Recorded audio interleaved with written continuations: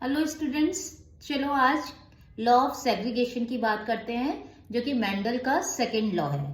तो देखो, हुआ ऐसा कि जब मेंडल पी प्लांट पे एक्सपेरिमेंट कर रहे थे तो उन्होंने देखा कि जो कैरेक्टर्स हैं जब वो एक जनरेशन से दूसरी जनरेशन में जब ट्रांसफर हो रहे हैं तो ऐसा नहीं है कि वो कैरेक्टर्स जिसके साथ जो एसोसिएटेड है वो उसी के साथ जा रहा है।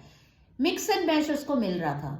तो जो लॉ ऑफ डोमिनेंस के बाद जो आपका सेकेंड लॉ है, लॉ ऑफ सेग्रीगेशन, वो लॉ बेसिकली कोई एक्सपेरिमेंट से रिलेटेड ऐसा नहीं है कि मेंडल ने कोई एक्सपेरिमेंट किया और उसमें कुछ उसको जो रिजल्ट निकल के आए बेसिकली उनके पीछे उसका फंडामेंटल, उसका रीजन क्या था उसको एक्सप्लेन करता है लॉ ऑफ सेग्रीगेशन।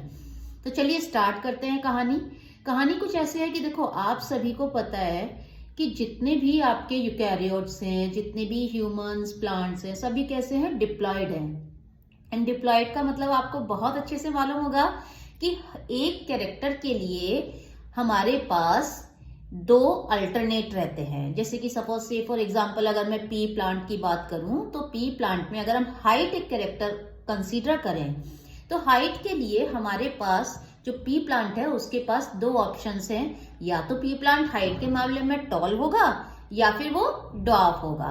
ठीक है, तो ऐसे ही पी प्लांट के पास तो दो है, लेकिन कई जो कैरेक्टर्स होते हैं उनके पास जरूरी नहीं है कि सिर्फ दो ही अल्टरनेट हो, उनके पास सो मेनी अल्टरनेट्स भी हो सकते हैं। जैसे कि आप देखते हैं ह्यूमन आई कलर, तो ह्यूमन आई कलर आप देखोगे ऐसा तो नहीं है कि ब्लैक कलर की आईज है या सिर्फ ब्राउन कलर की आईज है, आपको ब्लू भी मिलेगा, आपको सी ग्रीन शेड भी मिलता है। तो बहुत है, यानी कि ह्यूमन आई कलर के बहुत सारे वेरिएंट्स, बहुत सारे अल्टरनेट आपको देखने को मिल रहे हैं। तो इन अल्टरनेट्स को, जो किसी एक कैरेक्टर के लिए जो अल्टरनेट्स प्रेजेंट है ना, उनको हम कह रहे हैं अलील। क्या कह रहे हैं? अलील। तो अब क्या होता है कि जब इंडिविजुअल अपनी जितनी भी जिंदगी जिएगा वो डिप्लॉयड फॉर्म में जिएगा। डिप्लॉयड का मतलब होगा कि उसके पास एक कैरेक्टर के लिए जो इंफॉर्मेशन होगी उसके मैक्सिमम वो दो अल्टरनेट अपने पास जेनेटिक इंफॉर्मेशन रख सकता है। ठीक है, अब मेंडल ने तो क्या था कि मेंडल तो बहुत लकी था, उसने जितने भी लकी नहीं था, मैं कहूंगी कि उसने बहुत ही डिसिप्लिन्ड स्टडी की और बहुत अपने संभाल के रखा अपने डेटा वगैरह को, और बहुत ही ज्यादा एफर्ट्स आर्डियसली किए, तो इसलिए वो इन नतीजों पे पहुंच पाया। तो मेंडल ने जितने भी कैरेक्टर स्टडी किए ना, 7 कैरेक्टर्स, उन सबके कॉन्ट्रास्ट में सिर्फ और सिर्फ कितने अलील मिल रहे थे? 2 ही अलील मिल रहे थे।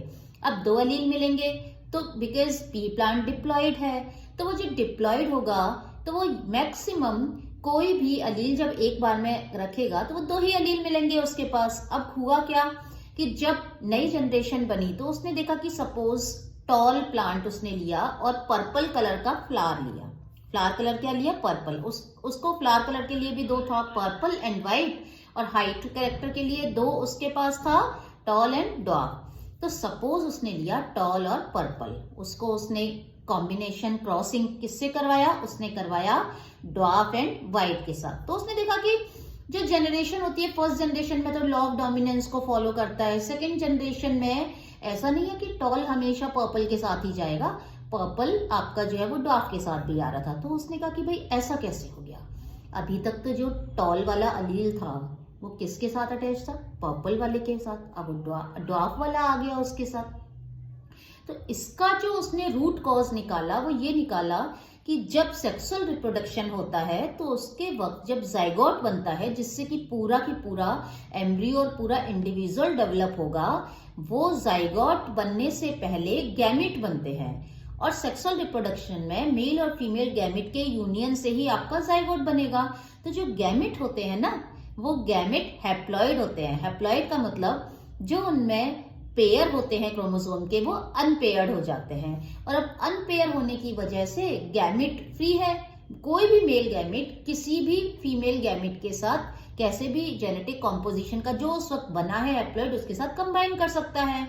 तो इसीलिए लॉ ऑफ सेग्रीगेशन उसने निकाला कि भाई लॉ ऑफ सेग्रीगेशन का ओरिजिन उसने दिया मियोसिस से, बिकॉज मियोसिस में डिप्लॉइड से नंबर हो जाता है हैप्लॉइड, और हैप्लॉइड होते वक्त गैमीट बनेंगे। यानी कि गैमीट में अगर टॉल के प्योर है वो, यानी कि कैपिटल टी और कैपिटल टी दोनों इंफॉर्मेशन उस पर टॉल वाली है, तो आपके आधे गैमीट कैसे होंगे, टॉल वाले, और आधे गैमीट प्योर टॉल वाले कैपिटल टी और कैपिटल टी। तो ऐसे केस में सारे के सारे गैमीट कैसे होंगे, आपके सारे गैमीट कैपिटल टी, यानी कि टॉल वाले कैरेक्टर का एक एलील उनमें होगा और वो उसी कैरेक्टर को शो करेंगे। टॉल है तो टॉल ही शो करेंगे। अब बात कहाँ आती है, ट्विस्ट आता है ऐसे इंडिविजुअल की जो कि आपका हेट्रोजाइगस है, यानी कि उनके पास एक कैरेक्टर के लिए इंफॉर्मेशन तो है, लेकिन वो इंफॉर्मेशन कैसी है, वो इंफॉर्मेशन है हेट्रोजाइगस, यानी कि एक एलील तो टॉल का है और दूसरा एलील किसका है, डॉर्फ का एलील है। तो जो टॉल वाला जो एलील है वो टॉल वाला एलील और जब डॉर्फ वाले एलील के साथ जब मेयोसिस होगा और गैमीट बनेंगे, ठीक है, चाहे वो मेल गैमीट बने या फीमेल गैमीट बने, तो गैमीट बनते वक्त टॉल वाले आधे गैमीट में 50% गैमीट की पॉपुलेशन में टॉलनेस का कैरेक्टर आएगा और 50% गैमीट की पॉपुलेशन में डॉर्फनेस का कैरेक्टर आएगा, यानी कि कैपिटल टी और स्मॉल टी। अब आप मुझे एक बात बताइए, अब इसके पास, इन गैमीट के पास कैपिटल टी है, तो है भी कैपिटल टी, ठीक है, टॉलनेस वाला है उनमें एलील, तो वो दिखाएंगे क्या, वो क्या एबिलिटी है उनमें कि वो सिर्फ टॉल के लिए ही रिस्पॉन्सिबल है, डॉर्फनेस के लिए तो वो कभी भी रिस्पॉन्सिबल हो ही नहीं सकते ना, क्योंकि उनके पास वो इन्फॉर्मेशन है ही नहीं। अब क्या है, आप इसकी बात करें तो ये कैसा है, ये आपका डॉर्फ लिए हुए है 50% एलील। जब भाई 50% एलील में स्मॉल टी से आप डिनोट कर रहे हैं डॉर्फ को, तो स्मॉल टी है, तो how can it show the tallness, तो वो लंबा तो टॉल तो दिखेगा ही नहीं ना। तो इसीलिए जो आपका सेकेंड लॉ है वो उसका ओरिजिन जाता है फर्टिलाइजेशन, मेयोसिस, और मेयोसिस में एलील के जो अब तक डिप्लॉयड में जो पेयर्ड थे आपके क्रोमोसोम और जो एलील थे दोनों, वो एलील सेपरेट हो जाते हैं। तो जो होमोजाइगस होंगे जिनमें कंडीशन, उनमें 100% गैमीट जो होंगे वो सेम होंगे, चाहे वो कैपिटल टी हो या अगर वो डॉर्फ के लिए होमोजाइगस है लाइक स्मॉल टी, तो उसकी सारी पॉपुलेशन में कैसा होगा, डॉर्फ वाला स्मॉल टी और स्मॉल टी आएगा, ठीक है। तो इसीलिए उसने कहा कि जो गैमीट होते हैं वो हमेशा प्योर होते हैं। प्योर का मतलब उनमें ऐसे होमोजाइगस हेट्रोजाइगस जैसा नहीं हो सकता कि भाई कैपिटल टी स्मॉल टी तो जेनेटिक कॉम्पोजिशन में है और दिखाएगा क्या, वो टॉल दिखाएगा, डॉर्फ भी है लेकिन दिखाएगा नहीं, ऐसा नहीं है, क्योंकि गैमीट के पास तो क्या है, सिर्फ एक ही एलील है।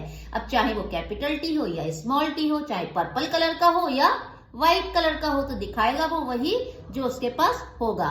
दैट मीन्स इसी लॉ को, सेकेंड लॉ को या तो हम कहते हैं लॉ ऑफ सेग्रीगेशन, यानी कि जो आपके कैरेक्टर के जो दो अल्टरनेट है वो सेग्रीगेट हो गए, वो छट गए, वो अलग अलग हो गए हैं, या फिर इसी का दूसरा नाम है law of purity of gamete, मतलब गैमीट के काम में कोई शक नहीं है, गैमीट के पास जो एलील है वही वो मॉर्फोलॉजिकली भी शो करेगा, ठीक है।